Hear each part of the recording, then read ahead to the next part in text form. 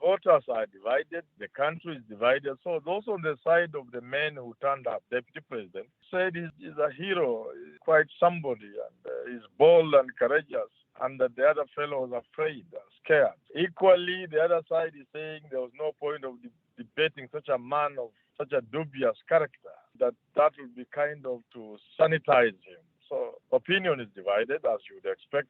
That's how it is in this country today. Prof, some people are suggesting that the refusal of the other presidential candidate to join the deputy president in this debate deprived Kenyans of the ability to determine who best is qualified to replace outgoing President Uhuru Kenyatta. What is your take? That presupposes that the debate would be used to determine who becomes president. And certainly that's not the case. The debate cannot, by any stretch of imagination, be used to determine. But this is not America, my friend. This is Kenya. However, there is a small group of voters, mainly the undecided voter, who could have benefited from our debates. That's true. Now, to that undecided group of voters who actually are undecided because they are critical and thinking about it and weighing things, they can look at it in whichever way they choose to look at it. There are those who will agree with the Raila side that what will be the benefit of this debating a man like this. But again, from that team of undecided voters, there are those who could say, you see, we knew Raila wasn't fit for this job. Not attending confirms our fears. And therefore, but basically, we cannot say that you can use a debate to determine a presidential candidate. How did the deputy president perform? Because opponents or critics have described him as a paper tiger who was at times confused about the questioning and was getting his figures sometimes wrong. You see, and I think, people like Raila Odinga, they have been at this game for a while, That would have been tactical on their part. That let this guy, let him be there, then he will be exposed. And certainly he was exposed. He was not eloquent. He couldn't get to compose himself.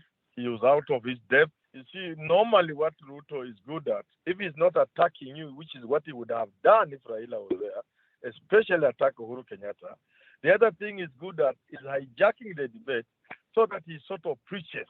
Now, the moderators were so sharp, they didn't give him the opportunity to preach. Now, at that point, you must prove that you are a good debater. You must prove that you are as intelligent as you have always said, because you must think on your feet, not rehearsed answers. So that's why those observations you are putting on the table are correct.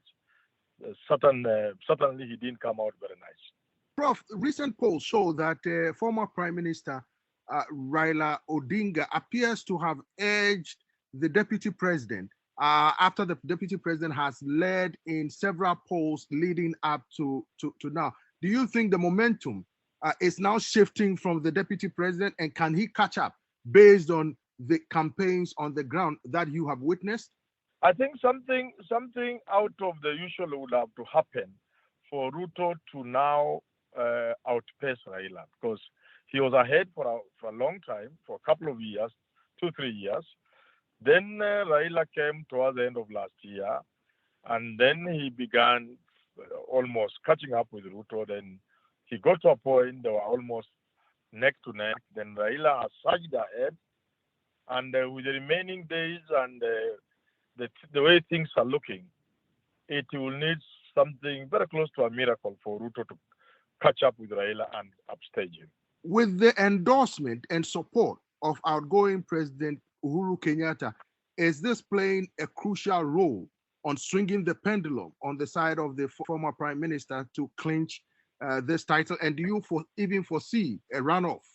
Anybody who dismisses the support of a sitting president will be naive from a political point of view, because that office is powerful. So when a president is supporting you, especially in a third world country like Kenya, it means a lot. And especially considering that the president comes from the most populous community, which, granted, doesn't like Raila Odinga, seems to have begun hating the president himself, but doesn't have a presidential candidate. And that Ruto is the one who has sort of claimed that territory politically. Now, the president will have some little influence, and that influence will translate into votes. Those votes will bolster Raila at the same time, while at the same time chipping away Ruto's numbers.